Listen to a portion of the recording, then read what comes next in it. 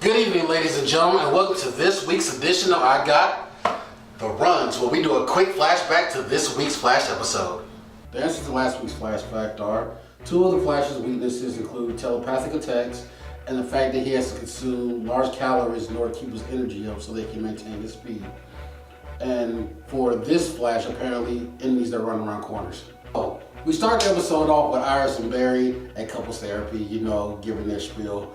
And one thing that stands out to me is that Iris' arm is in a sling, and the therapist doesn't ask one question about this. This is a couples therapy thing, and domestic violence doesn't even pop in your head. Either she just thinks Barry is such a weak bitch that he wouldn't even try it, or her skills ain't that up to par. Meanwhile, back at the lab, we find out that Wells, because of his overexposure to the helmet, has pretty much given himself Alzheimer's. And his brain is regressing to a state where he has to learn everything from scratch. And instead of owning up to it like a man and telling everybody, hey, I fucked myself up, he decides to keep it quiet. Even when Cisco comes up with the idea of creating his own helmet, potentially doing the same thing to his brain. Now that Devoe has a body that can sustain him, his wife is like, hey baby, we won. Now let's get to loving. All his baby wants is a little TLC, some tender loving penis. But you know what Devoe's like?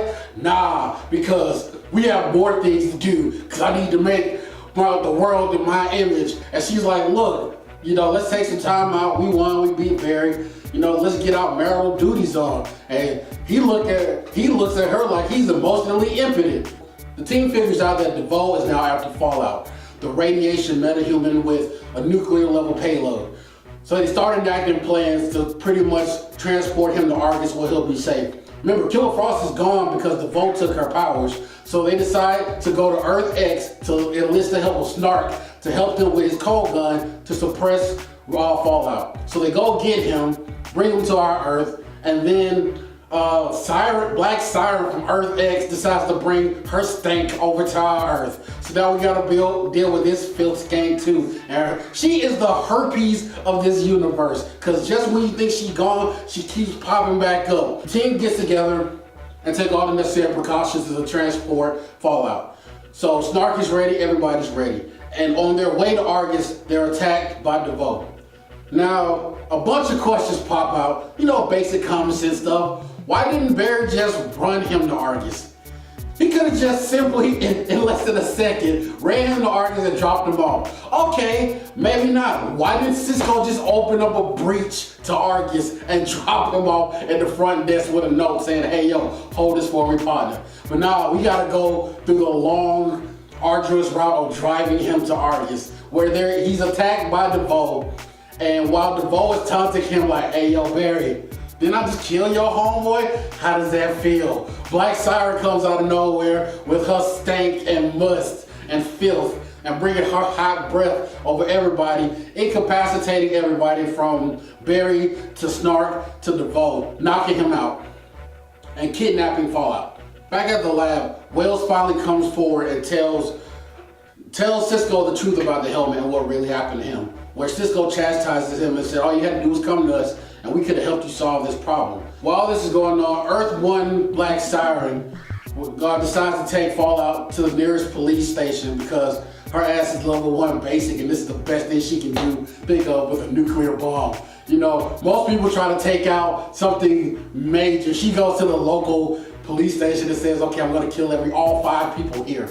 Which another thing that stands out, because I'm pretty sure these people are gonna live, and I'm pretty sure Laurel Lance's face is a little recognizable. They're not gonna be able to point and say, hey, that's Laurel, the girl who recently came back from the dead in Star City, and she's here with a fucking bomb. She's holding Fallout and hostage like, I'm about to blow up the station. And then Barry and Snark show up, where she hits Barry with a sonic blast. Now, it's been a minute since physics, but I could have swore that the speed of light was faster than the speed of sound. So the fact that she's hitting him with anything is beyond me. So of course Barry lays down in his own pee again. He's crying. Snark is like, Barry, I thought we went over this. It wasn't your fault that Ralph died. He's sitting there sniveling, snot bubbles coming out his nose. he finally snaps out of it. While he's on the ground peeing himself, Caitlyn grabs a cold gun, and instead of shooting Killer Frost, shoots Fallout, which gives her enough time to turn around and bitch slap her. This whole team is stupid. Barry finally gets up out of his Polo Pete and stops Black Siren. Where at the end of the show, everybody holds Barry penis, telling them that it's not Ralph's fault that he died, and you know, we shove off to another, we shove off to another end of the episode. To Devoe, because he turned down his wife, which I would never do, and then the fact that he beats Barry up, and while he's on the ground, tell him in his own dead homeboy's voice that he just jacked his shit. It was amazing and it was hilarious. The doo-doo award of this episode goes to Black Siren for one, bringing her straight to this episode where she was not requested, and then while infecting another universe with her subpar and basic maleness. Now it's time for this week's Flash Fact. In the 1990s, there was a speedster named Quicksilver who used to be Wally West's mentor. What was his name changed to? Thank you guys for joining us for this episode of I Got the Runs.